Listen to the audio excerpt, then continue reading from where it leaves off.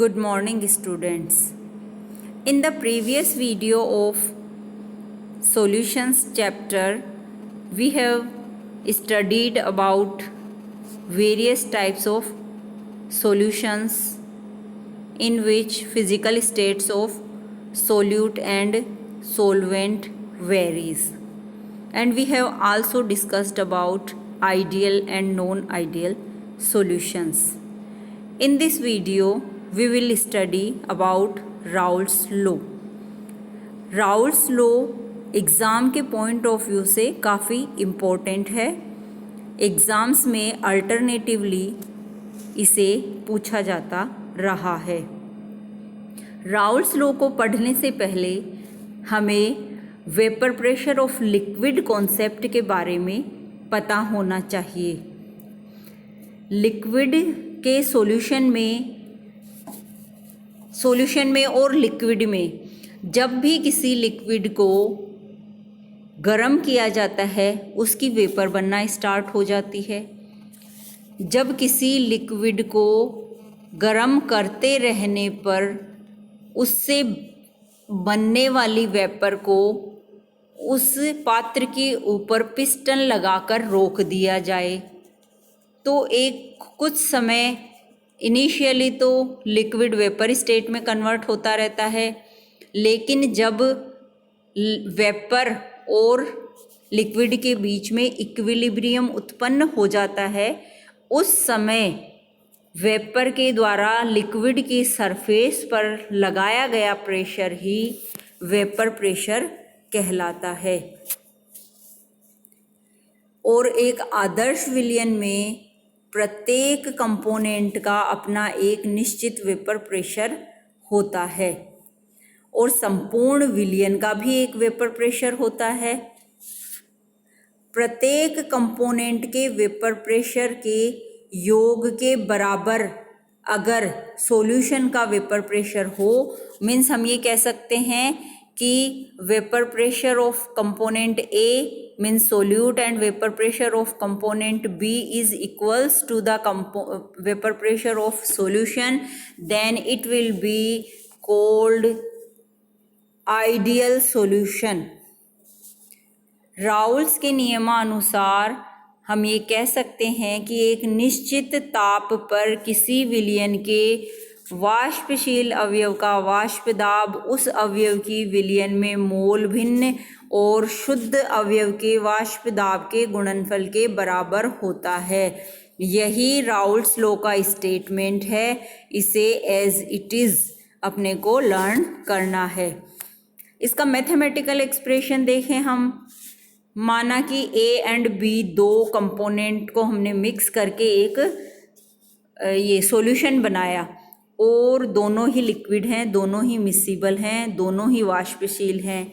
इनके vapour pressure pure state में जब उनको मिक्सचर नहीं बनाया गया है उस समय उनके vapour pressure PA0 and PB0 हैं और इनकी मोल भिन्न XA एंड XB हैं।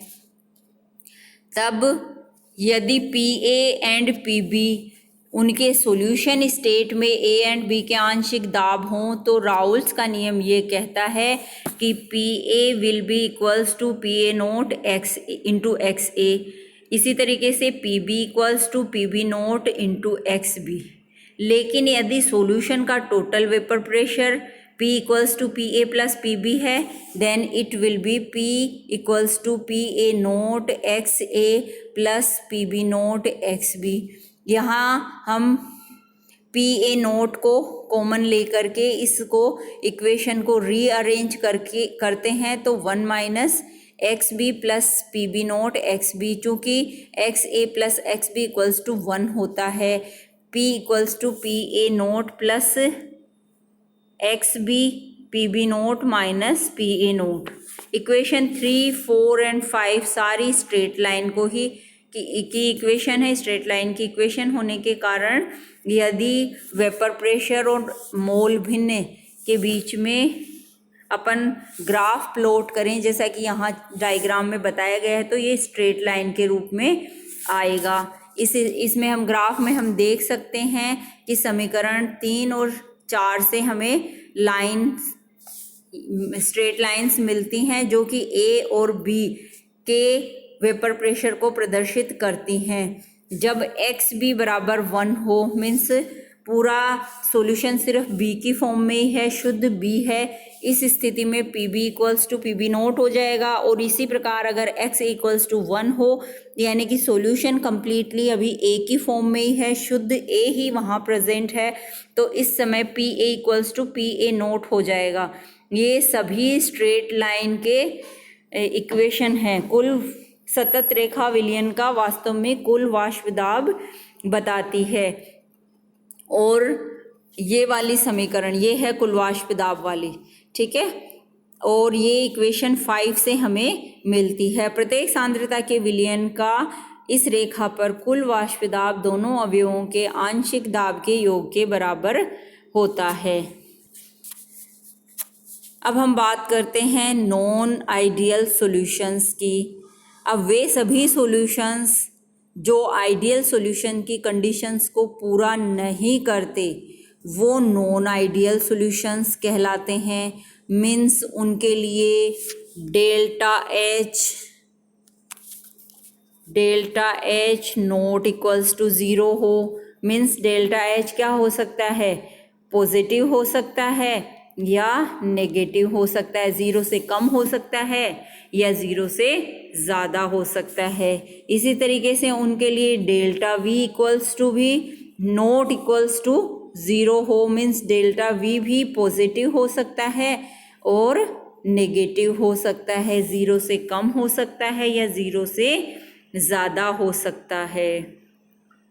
ऐसा कब होता है, नॉन आइडियल सॉल्यूशन का फॉर्मेशन कब होता है, जब सोल्यूट एंड सोलवेंट को मिक्स किया जाता है और सोल्यूट पार्टिकल्स के बीच में लगने वाला आकर्षण बल, सोलवेंट के बीच में लगने वाला आकर्षण बल सोल्यूट एंड सोलवेंट के बीच में लगने वाले आकर्षण बल से डिफरेंट होता है, तो उस समय नॉन आइडियल सॉल्यूशन का फॉर्मेशन होता है।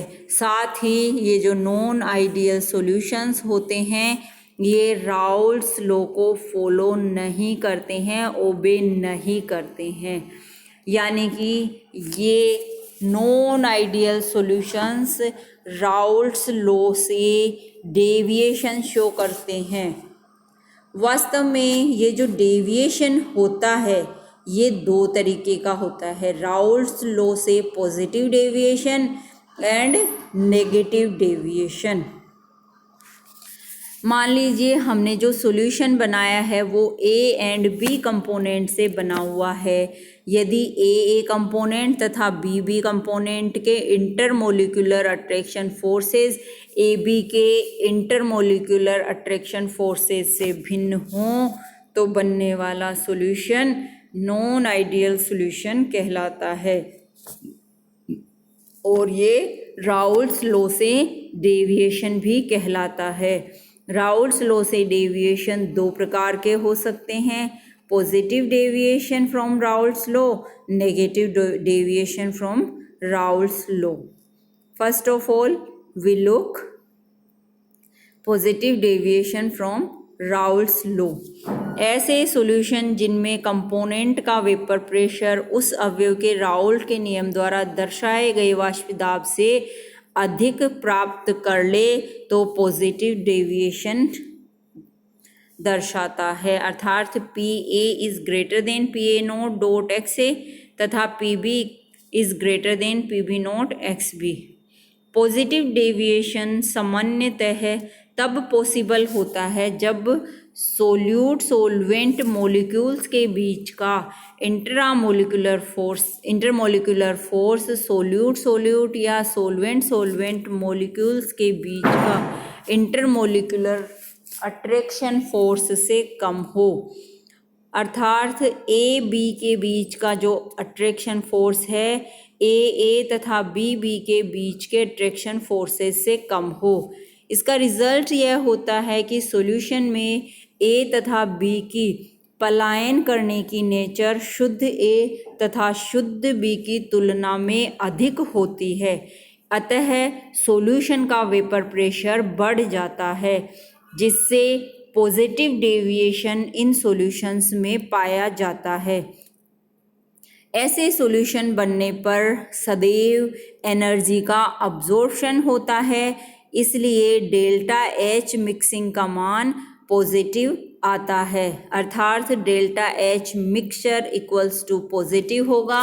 That means delta H not equal to 0 होगा, delta H mixture greater than 0 होगा। इसी प्रकार पॉजिटिव विचलन दर्शाने वाले सॉल्यूशन का वॉल्यूम भी सोल्यूट एंड सोलवेंट के वॉल्यूम के योग से अधिक होता है। Means delta we mixture is positive and delta we mixture is greater than 0। Thank you.